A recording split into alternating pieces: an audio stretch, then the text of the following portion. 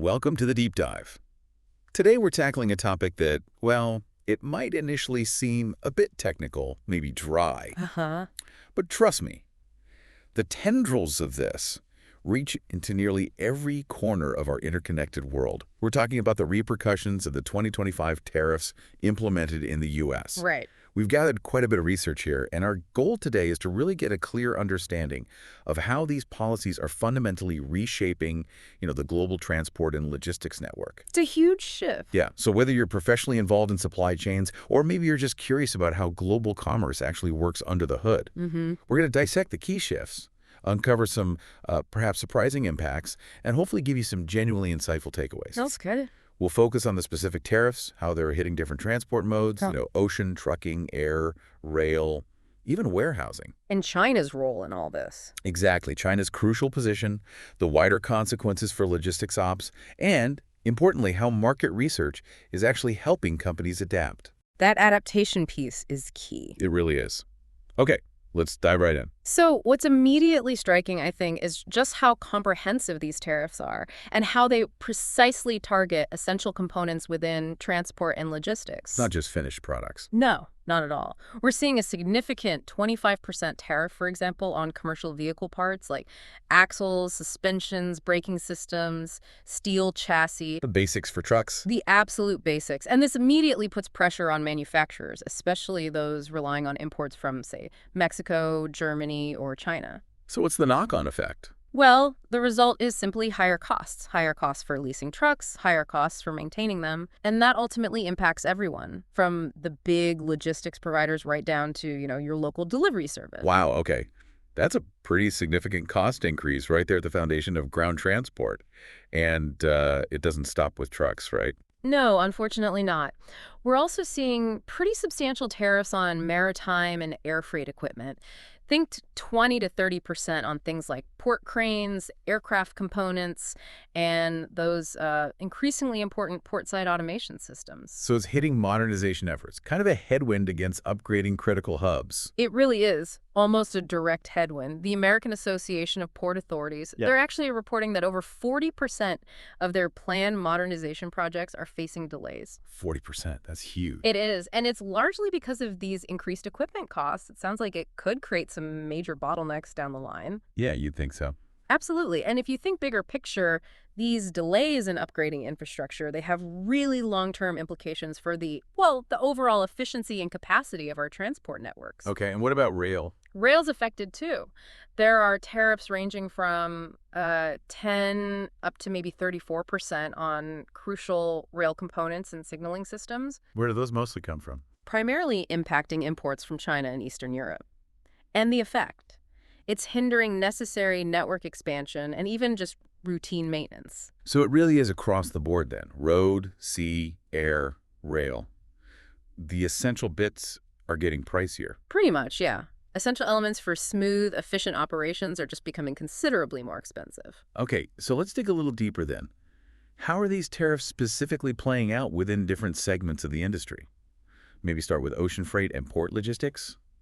Given the sheer volume moving by sea, the impact must be pretty extensive there. Oh, definitely. Ocean freight operators are certainly feeling the pressure. The cost of just importing containerized goods has jumped because the tariffs hit the very tools they need. Like the containers themselves. Exactly. Steel containers, marine engines, essential port machinery, it all adds up. Yeah. So transporting cargo to the U.S. from major exporters like China, Vietnam, even the EU, it just gets significantly more expensive. And what does that do to the routes? Well, consequently, we're observing a pretty noticeable reshuffling of the established trans-Pacific and transatlantic shipping routes. Some ports, like Long Beach and Savannah, are reporting a decrease in throughput on some traditional lanes. But they must be getting cargo from elsewhere. Right, but they're simultaneously experiencing congestion from redirected shipments. It's like a ripple effect spreading across the ocean. Sounds like a massive logistical puzzle. How are freight companies even, starting to make sense of these shifts and adapt? Well, that brings up a really crucial point about how the industry is trying to respond. Freight forwarders are investing heavily in market research right now. What are they looking for? They need to track these shifting cargo volumes, obviously, pinpoint where the new congestion points are popping up at different terminals, and, critically, identify and evaluate viable alternative hubs. Like where? Regions like India, Mexico, maybe even parts of Africa are being looked at with, let's say, renewed interest.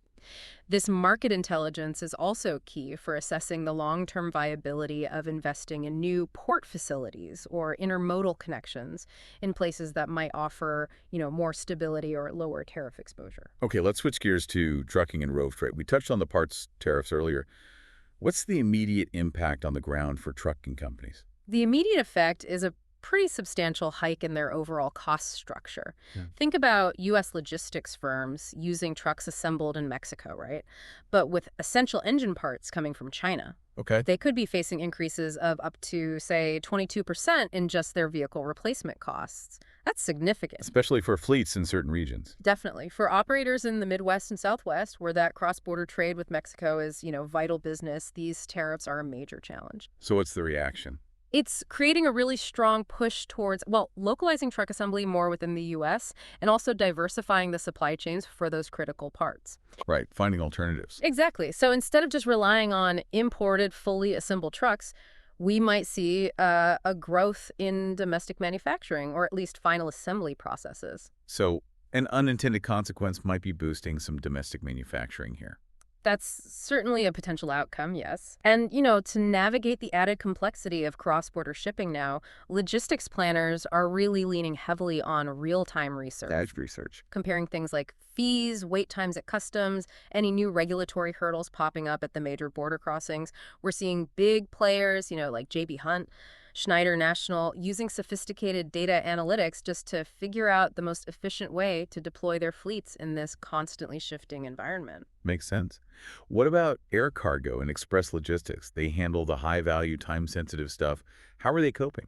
They're kind of facing a double whammy. They've got rising costs for essential aviation fuel components, sure, but they're also getting hit with significant tariffs on crucial aircraft spare parts. Ouch. So what does that mean for routes? It's compelling the major companies, think FedEx, UPS, to seriously reevaluate the economics of their routes, especially those really important Asia to U.S. lanes that are most affected by the China trade dynamics. And the smaller players. Well, smaller express providers, they're feeling real pressure on their margins because customers, faced with higher costs, are increasingly opting for slower, deferred shipping options to save money. Price sensitivity kicks in. Yeah. If speed gets too expensive. Exactly.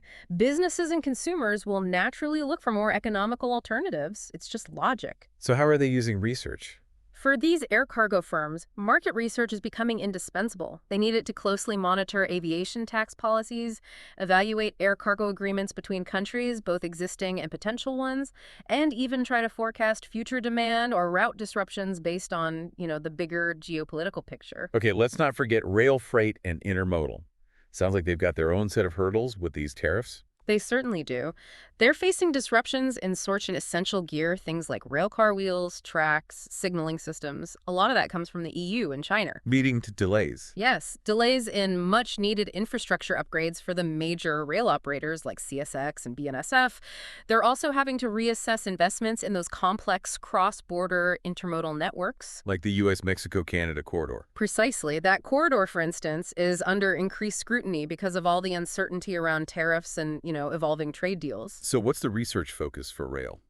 In this sector, it's really focused on assessing the long-term costs and reliability of alternative suppliers, trying to anticipate potential construction delays, and even simulating entirely new multimodal transport strategies that might, bypass those high tariff routes altogether. Right, finding workarounds. And finally, let's look at warehousing and the wider supply chain management picture. These tariffs must be creating huge complexities there too.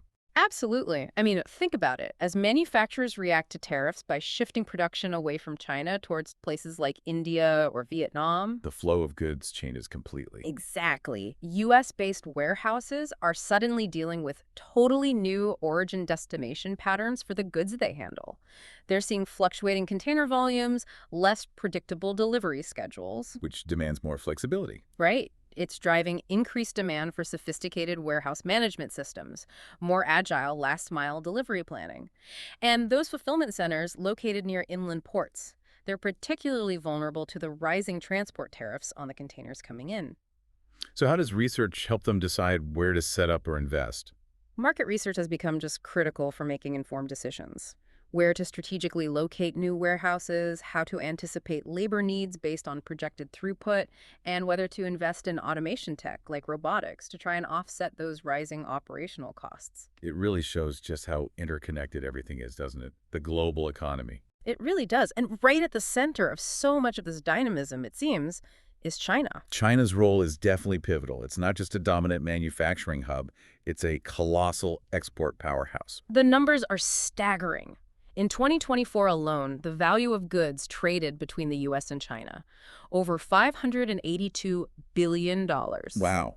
USD 582.4 billion. And a huge chunk of that volume relied on Chinese containerized shipping and air freight services. Just consider the sheer volume flowing through major U.S. ports, LA, Long Beach, Savannah. Billions of containers. Millions of TEUs, that's the standard container measure annually, originating from key Chinese ports like Shenzhen, Ningbo, Shanghai. That's an incredible amount of trade just between those points. And it goes deeper than just the cargo. Yeah. Chinese logistics service providers, Right. the freight forwarders, the warehousing companies, the shipping agents, they are deeply embedded in the U.S. import process, Facilitating the whole thing. often playing a crucial role in moving goods, getting them through customs. And what's particularly interesting is that even goods coming from other countries often contain Chinese-made components. Ah, so they get transshipped. Right. Components might be routed through third countries like Vietnam or Malaysia, often via big hubs like Singapore or Hong Kong. So consequently, when tariffs or restrictions target Chinese transport or goods, It's not just U.S.-China trade that feels it. exactly, the repercussions aren't limited to that direct lane. They reverberate across regional hubs and cargo routes throughout the entire global network. It's truly global. So what are the broader implications and the wider impacts of all this? Mhm. And how are logistics companies actually, strategically adapting? Well, the cascading effects are pretty substantial. We're seeing widespread rerouting of shipments, obviously, increased scrutiny from customs authorities everywhere, and just a whole new layer of evolving compliance requirements for shipping lines, forwarders, 3PLs. It complicates everything. It does. And as those higher tariffs on Chinese goods push more cargo through Southeast Asia or Latin America, what happens? You get longer transit times. Makes sense. You get increased port congestion in those alternative hubs, and then greater pressure on the inland transport infrastructure within those regions, too. It's a chain reaction. What about freight rates? Volatile, especially for ocean container routes that are set up to bypass Chinese ports. We've seen price spikes, 15 to 25%, sometimes more. Air freight rates for rerouted tech and electronics, also elevated. Even rail between continents. Yeah, even the China-Europe express rail services, which were becoming a pretty strategic option, they've faced disruptions too, partly due to broader geopolitical factors. It sounds like a genuine nightmare for anyone managing inventory and supply chains. It really is a challenge. Logistics firms handling inventory for major sectors, automotive, consumer goods, electronics, they're grappling with issues like order backlogs, port delays, even higher insurance premiums because of all the uncertainty. But this is where the market research comes back in, helping them navigate. Precisely. This is where it becomes vital. Companies are leveraging research for a whole range of critical functions, things like route optimization and carrier analysis. Like figuring out if Indian ports are viable. Exactly. Evaluating alternative ports in India or Southeast Asia, exploring overland options, rigorously assessing port efficiency, carrier reliability, looking at customs turnaround times, demurrage costs, container availability. And forecasting? Yes, detailed capacity and freight cost forecasting. Tracking those supply-demand shifts in real time, vessel space, warehouse occupancy. Right. Helping firms make informed decisions about new facilities. It's being used heavily for regulatory intelligence, just keeping track of the constantly changing rules for customs, ports, trucking, international shipping. Crucial for cross-border freight. And understanding customers. And crucially, yeah, for client segmentation and demand analysis.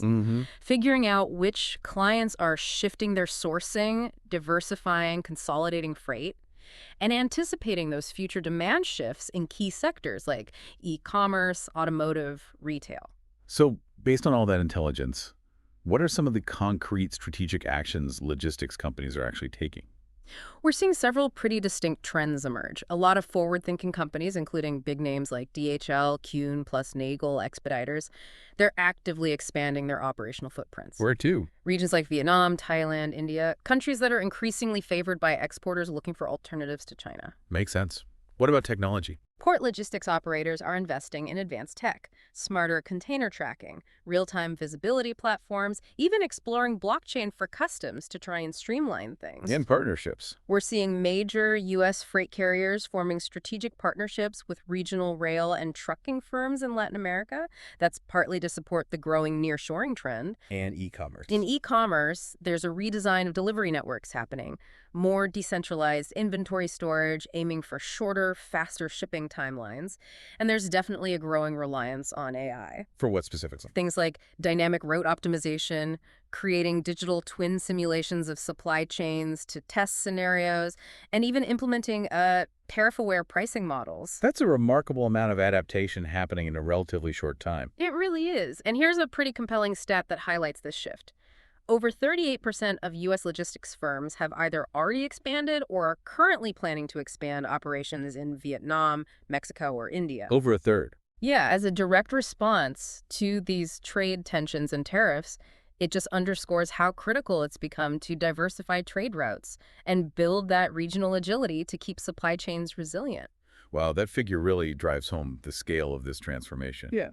So to kind of bring our deep dive towards a close, what would you say is the single most critical takeaway from looking at these 2025 tariffs? I think the fundamental takeaway is that these tariffs are driving a truly significant reshaping of the entire global logistics landscape. There's no avoiding it. And that demands? Well, it demands a high degree of adaptability from absolutely everyone involved. It forces strategic realignments across the whole supply chain. And it necessitates a much, much greater reliance on data-driven insights just to navigate the increasing complexity effectively. It's quite remarkable, isn't it, how, seemingly localized policy decisions can just trigger such far-reaching interconnected consequences across that intricate web of global trade. Absolutely. And it really makes you think, doesn't it? Given this clear trend towards more regionalization, more diversification in supply chains.